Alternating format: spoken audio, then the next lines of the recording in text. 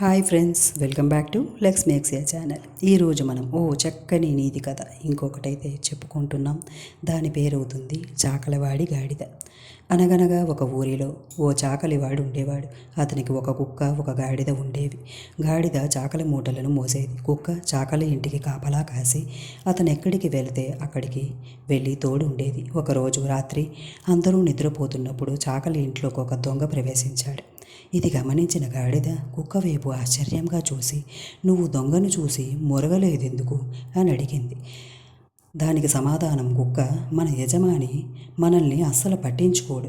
గత కొన్ని రోజులలో నాకు సరిగ్గా తిండి కూడా పెట్టలేదు. నేనెందుకు పట్టించుకోవాలి?" అని కుక్క ఏది పట్టనట్టు నిర్లక్ష్యంగా సమాధానమిచ్చింది. "ఇది మనం మొరపెట్టుకునే సమయం కాదు. మన యజమానికి సహాయం చేయాలనే గాడిద" అని గట్టిగా గాడిద కూత పెట్టడం మొదలుపెట్టింది. దెబ్బకు ఇంట్లో వాళ్ళంతా లేచారు.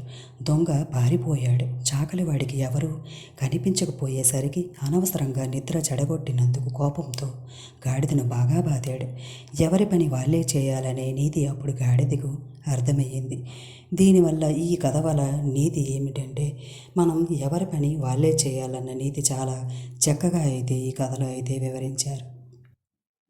ఈ కథ కానీ మీకు నచ్చినట్లయితే నా వీడియోని లైక్ చేయండి, షేర్ చేయండి. నా ఛానల్ని సబ్స్క్రైబ్ చేసుకోవడం మాత్రం మర్చిపోవద్దు ఫ్రెండ్స్. ఓకేనా? ఇంకో కొత్త కథతో మీ ముందు ఉంటాను. Thanks for watching. బాయ్.